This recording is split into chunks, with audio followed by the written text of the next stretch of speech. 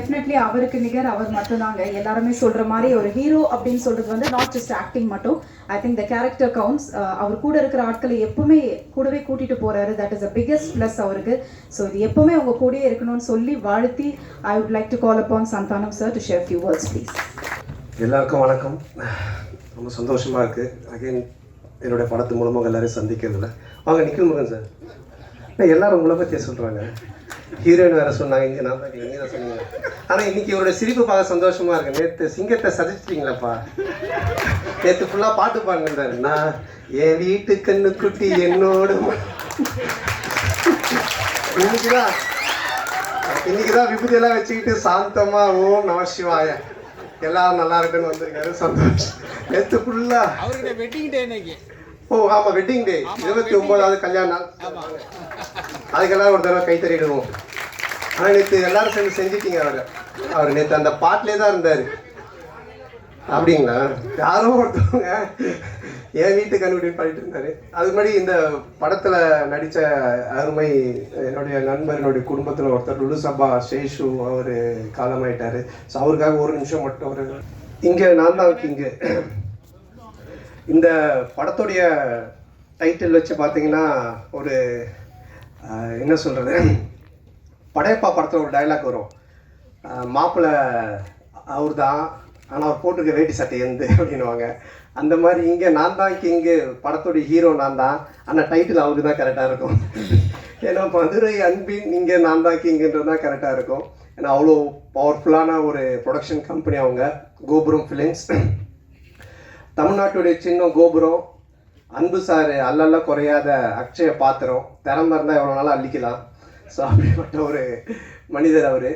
அவருக்கு இதே கெப்பாசிட்டிக்கு அண்டர்டேக்கரையே கூப்பிட்டு வந்து அண்டர்வேர் போட்டு ஒரு கமர்ஷியல் படம்லாம் எடுக்கலாம். அவ்வளோ பவர் இருக்குது, கெப்பாசிட்டி இருக்குது. அவர் கூப்பிட்டா வருவாங்க. ஏன்னா அவருடைய ப்ரொடக்ஷன் கம்பெனி, அவருடைய கம்பெனி கோபுரம் ஃபிலிம்ஸில் பார்த்துருக்கேன். அங்கே வந்து வராத ஹீரோவே இல்லை, உட்காராத ப்ரொடியூசர் இல்லை, உட்காராத டைரக்டர்ஸ் இல்லை. தமிழ் சினிமா எல்லாருமே அங்கே போய் அதை டச் பண்ணிட்டு தான் வருவாங்க. கோபுர தரிசனம் கோடி புண்ணியன்ற மாதிரி. ஸோ அங்கே அந்த கம்பெனிலேருந்து என்னை வச்சு படம் பண்ணதுக்கு முதல்ல அவருக்கு என்னுடைய மனமார்ந்த நன்றி நான் தெரிவிச்சுக்கிறேன். ஆக்சுவலாக நான் வந்து காசு கேட்டு தான் போனேன் அவர்கிட்ட. அன்பு சார்கிட்ட, சார் எனக்கு கொஞ்சம் காசு வேணும் அப்படின்னு சொல்லி கேட்டு போனேன். சபாபதிக்கு அப்புறம் நாங்கள் பழக ஆரம்பித்தோம். சபாபதிக்கு முன்னாடி டிஸ்கோத் படத்துலேருந்து எங்களோட பழக்கம். ஆனால் அதிகமாக பேச மாட்டோம். அதுக்கப்புறமா சபாபதி ஃபினான்ஸ் பண்ணார். அப்புறமா ரொம்ப க்ளோஸ் ஆனோம், ஃபோனில் ஜாலியாக பேசிகிட்டு இருப்போம். அதுக்கப்புறமா நான் காசு கேட்டு போனேன். எனக்கு ரொம்ப பிடிச்சிருச்சு அவருக்கு. என்ன சந்தானம் என்ன விஷயம்னு கேட்டார். இல்லை சார் இடம் வாங்க போகிறேன், வீடு கட்ட அப்படின்னு. அப்போ சொன்னார், எப்பவுமே வந்து கடன் வாங்கி மட்டும் வீடு வாங்குறதோ இடம் வாங்குறதோ வாங்காதீங்க. அது மாதிரி நிறைய பேர் லோல் பண்ணுறாங்க. அதனால் இந்த காசு நீங்கள் அட்வான்ஸாக வச்சுக்கோங்க, இன்னும் இடம் வாங்க என்ன வேணுமோ சொல்லுங்கள், நான் ஹெல்ப் பண்ணுறேன், நம்ம படமாக பண்ணுவோம் அப்படின்னு என் மேலே ஒரு நல்ல அபிப்பிராயத்தில் தான் இந்த விஷயத்த பண்ணார். ஏன்னா அவர் ரொம்ப சீரியஸாக, ரொம்ப டஃப்பாக, ரொம்ப வேறு மாதிரிலாம் வெளியே பேசுவாங்க, இல்லை பார்ப்பாங்க. பட் நெருங்கி பழகிட்டா எவ்வளோ ஜாலியான ஆள், எவ்வளோ அன்பானவர்ன்றதை நான் சொல்லி ஆகணுன்றதுக்காக இதை சொல்கிறேன். அது மட்டும் இல்லை, ஃபோனில் பேசினாலே ஜாலியாக தான் பேசுவார். நான் அடிக்கடி ஈஷாக்கு தான் போவேன், சிவராத்திரி அது இதுன்னு போவேன். ஃபோன் பண்ணாலே கேட்பேன், சந்தானம் எங்கே இருக்க அப்படின்னுவார். சார் ஈஷாவில் இருக்கேன் சார், வரும்போது எனக்கும் வாங்கிட்டு வா அப்படின்னுவார். என்ன சார் ருத்ராட்சம்மா விபூதியானவன், அதெல்லாம் யாருக்கு வேணும், அமௌண்ட் என்ன வாங்கிட்டு வா அப்படின்னுவார். சார் ஆன்மீகத்தில் போய் நம்பி சார் அமௌண்ட் வாங்கிட்டு வந்து இந்த மாதிரி ஏதாச்சும் ஒன்று கிண்டலாக பேசிகிட்டே தான் இருப்போம் ஃபோன் பண்ணால். அப்போ அவர் இது மாதிரி கதை கேட்க ஆரம்பித்தார். நான் கேட்பேன், சார் என்ன சார் நீ கதை கேட்டிங்களா, எப்படி இருந்துச்சுன்னு. அது ஏன் கேட்குற சொன்னாலும் ஃபஸ்ட் ஆஃப் கேட்டுகிட்டே இருந்தேன். ஒருத்தன் ஃபோன் பண்ணான், வட்டி தரவே இல்லை, அவ்வளோதான். அதுக்கப்புறம் கதை கேட்டால் சிரிப்பே வர மாட்டேது, வெறுப்பாக இருக்குது. சார் இப்படியே எல்லோரும் ஃபோன் பண்ணி கதை கேட்கும் போதெல்லாம் வட்டி பிரச்சனை வருது. அதுக்கு மேலே அவர் சிரிப்பு வர மாட்டேது. அவன் கொடுக்க மாட்டான் இருந்தானா, எனக்கு ரொம்ப டென்ஷன் ஆகி போச்சு. இப்போ இவன் காமெடி சொல்லிட்டு எப்படி நான் சிரிக்கிறது அப்படின்னாரு. அப்புறம் அப்படி இப்படின்னு சொல்லிட்டு ஒரு கதையை கேட்டு அந்த கதையை பண்ணலாம் அப்படின்னாரு. நானும் கேட்டு ரொம்ப நல்லா இருந்துச்சு சார், சூப்பர் சார், பண்ணலாம் சார் அப்படின்னு சொன்னேன். அதுக்கப்புறம் அவர் எப்போவுமே டென்ஷனாக தான் இருப்பார். எனக்கு தெரிஞ்சு இங்கே தான் இவ்வளோ நேரம் உட்காந்துருக்காரு. அவர் இது வரைக்கும் உட்காந்து ஒரு இடத்துல இவ்வளோ இதுவாக நான் பார்த்ததே கிடையாது. ஏன்னா எங்கே இருந்தோனாலும் ஃபோன் வரும். பெரிய படங்கள்லேருந்து சின்ன படங்கள்லேருந்து எல்லா இடத்துல இருந்தும் காசு கொடுக்கறது வாங்குறது அதுன்னு போயிட்டே இருக்கும். ரொம்ப டென்ஷனாக தான் இருப்பார். ஏன்னா இந்த ஃபினான்ஸ், இந்த வட்டி தொழில் அப்படின்றதே ஒரு பயங்கரமான ஒரு டென்ஷனான வேலை. ஆனால் ஒரு நாள் மட்டும் ரொம்ப ஜாலியாக இருந்தார், ரொம்ப சிரிச்சுட்டு சந்தோஷமாக இருந்தார். அப்போ நான் அவர்கிட்ட கேட்டேன், என்ன சார் எப்பவுமே டென்ஷனாகவே இருப்பீங்க, நீங்கள் ரொம்ப சந்தோஷமாக இருக்கிறீங்களே, மொத்த வட்டியும் வந்துருச்சா என்னன்னு கேட்டேன். இல்லை அப்படின்னு. என்ன சார் சந்தோஷம்னா, இது மாதிரி எனக்கு பேரன் பிறந்திருக்கான், என் பொண்ணுக்கு பையன் பிறந்திருக்கான் அப்படின்னாரு. பயங்கர ஹாப்பியாக இருந்தார். அப்போ எனக்கு ரொம்ப நாளாக ஒரு சந்தேகம் இருந்துச்சு. இது யார்கிட்ட கேட்கணும்னு நினச்சிட்டு இருந்தேன். சரி இவர்கிட்ட கேட்போன்னு கேட்டேன். சார் பொதுவாக கல்யாணம் ஆகி நமக்கு ஒரு பையனோ பொண்ணோ பிறந்தா அதை விட சந்தோஷம் அவங்களுக்கு ஒரு பையனோ பொண்ணோ ஒரு பேரனோ பேத்தியோ பிறந்தா நம்ம சந்தோஷப்படுறோம், அது ஏன் சார்னு கேட்டேன். அப்போ அவர் ஆன்சர் ஒன்று சொன்னார். சந்தானம், எப்பவுமே அசலை விட வட்டியில தான் கிக் அதிகம் அப்படின்னு.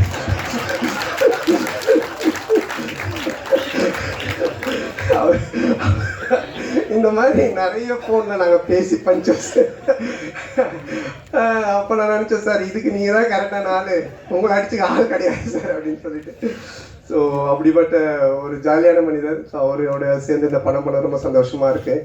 ஏன்னா பண்ணும்போது அவர் சொன்னார், தேட்டருக்கு வர ஜனங்க படத்தை பார்த்து சிரிச்சுட்டு போன சந்தானம், காசு பணம் முக்கியம் இல்லை, அது நம்ம சம்பாரிச்சிக்கலாம் அப்படின்ட்டு ஒரு ப்ரொடியூசராக இல்லாமல் ஒரு ஃபினான்ஷியராக இல்லாமல் ஒரு தேட்டர் ஓனராக இந்த படத்தை எடுத்திருக்காரு. ஆடியன்ஸ் தேட்டருக்கு வரவங்க சிரிக்கணும் ரசிக்கணும் அப்படின்னு சொல்லிட்டு. அதே மாதிரி இந்த படமும் நல்லா வந்திருக்கு.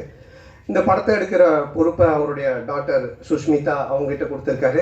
அவங்களுக்கு என்னுடைய வாழ்த்துக்கள்.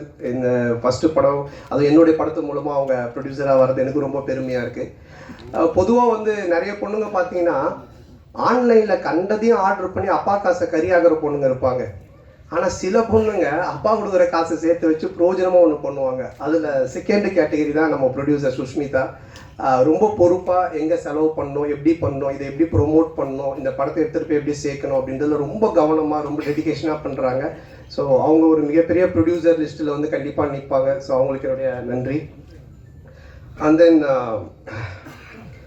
இந்த படத்தினுடைய மியூசிக் டைரக்டர் இமான் சார், அவர் என்ன மாதிரி தான் ஒரு ஆன்மீகவாதின்றதை விட ஒரு கடவுள் பக்தி உடையவர். எல்லாமே ஆண்டவர் தான் சொல்லிட்டு இருப்பார். எப்படி ஒரு சாப்பாட்டுக்கு சால்ட்டு முக்கியமோ அது மாதிரி ஒரு படத்துக்கு சாங் ரொம்ப முக்கியம். அந்த சாங் ஹிட்டுனாலே அது ஒரு 60% ஹிட்டான ஃபிலிம் அப்படின்ற ஒரு லிஸ்ட்டில் போய் ஏறிடும். அதுலேயும் அந்த ஆல்பமே ஹிட்டுனா ஒரு 80% அந்த படம் ஹிட்டு அப்படின்ற மாதிரி தான். ஸோ அது மாதிரி இமான் சார் ரொம்ப அற்புதமான சாங்ஸ் போட்டு கொடுத்துருக்காரு. நான் மெலோடி ஒன்று இருக்குது அப்படின்னு சொன்னார் அன்பு சார் என்கிட்ட. அப்போ நான் கேட்டேன், சார் அதை நான் எப்படி சார் பண்ணுறது, எனக்கு வரவே வராது சார், ஏதோ ஆர்டர் அதுன்னா கூட பரவாயில்ல சார்னு. அப்புறம் இல்லை நீங்கள் நல்லா வரும்னு இமான் சாரும் சொன்னாங்க. இது வரைக்கும் நான் ஹீரோவாக பண்ண படங்கள்லேருந்து வேற ஒரு டைமென்ஷனில் என்னை கொண்டுட்டு போன பெருமை இமான் சாருக்கு தான் சேரும். ஸோ அவர் கொடுத்த அந்த ஒரு மியூசிக்குடைய ஒரு ஸ்ட்ரென்த்து தான் இது என்னை ஒரு மாதிரி பண்ண வச்சுது. அதை ரொம்ப பியூட்டிஃபுல்லாக கல்யாண் மாஸ்டர் எடுத்தாங்க. மற்ற 2 சாங்கும் பாபா பாஸ்கர் சார் எடுத்தாங்க. ஸோ அவங்களுக்கு இந்த நேரத்தினுடைய நன்றியை தெரிவிச்சுக்கிறேன்.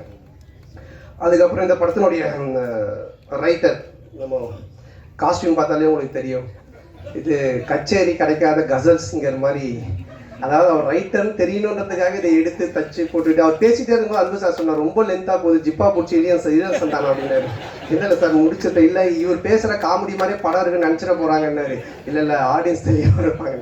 ஸோ அவர் எப்படி இந்த அவெஞ்சர்ஸ் படத்தில் தார் சுற்றியோடவே சுற்றுவார், அது மாதிரி ஒரு பெட்டியோடய தான் சுற்றுவார். ஆனால் நீங்கள் அந்த பெட்டி மிஸ்ஸிங் எங்கே சார், இங்கே வண்டியில் இருக்கா? ஓகே. அதிலிருந்து தான் அந்த ஸ்கிரிப்டு பஞ்சஸ் எல்லாத்தையும் எடுப்பார்.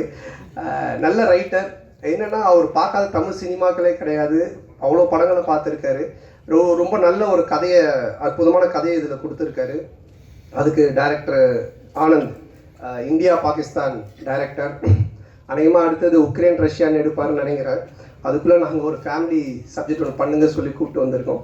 ரொம்ப நல்லா டைரக்ட் பண்ணியிருக்காரு. இந்தியா பாகிஸ்தானில் ஒரு ஃபேமிலி, ஒரு எமோஷன்ஸ், அதில் காமெடி இருக்கும். அதே மாதிரி இதுலேயும் எனக்கு ஒரு எமோஷனும் வச்சுருக்காரு, ஒரு ஃபேமிலி ட்ராமாவும் அழகாக செட் பண்ணியிருக்காரு.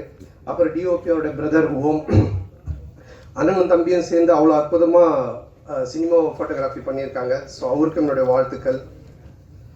அதுக்கப்புறம் ஆல் டெக்னீஷியன்ஸ், இது நடித்த இதில் பண்ண டான்ஸ் மாஸ்டர், ஃபைட் மாஸ்டர், எல்லா technicians, writers, lyric writers, editor எல்லாருக்குமே சேர்த்து மொத்தமாக என்னுடைய நன்றியை தெரிவிச்சுக்கிறேன். ஏன்னா ஆல்ரெடி ரொம்ப லென்த்தாக போயிட்டுருக்கு.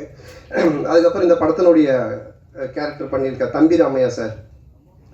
தம்பி ராமையா சார் மாதிரி ஒரு இன்டெலிஜென்ட்டான காமெடின்னு நீங்கள் பார்க்கவே முடியாது. நான் ஒரு குறிப்பிட்ட சில காமெடியன்ஸ் மட்டும்தான் சொல்லுவேன். ரொம்ப புக்ஸ் படிப்பாங்க, ரொம்ப இன்டெலிஜென்ட்டாக இருப்பாங்க, அவங்களுக்கு எல்லாமே தெரியும். ஆனால் படத்தில் இன்னும் கோமாளித்தனமாக ஒன்று பண்ணுவாங்க. ஸோ அந்த மாதிரி தம்பி ராமையா சார் வெரி இன்டெலிஜென்ட். அவர் நிறைய படிச்சிருக்காரு, நிறைய விஷயங்கள் தெரியும். அவரோட சேர்ந்து பேசும்போது அந்த ஷேர் பண்ணும்போது எனக்கு ஆச்சரியமாக இருக்கும், என்னென்ன இவ்வளோ பேசுகிறீங்க இதெல்லாம் தெரியுதுன்னு அப்படின்னும் போது சொல்லுவார்.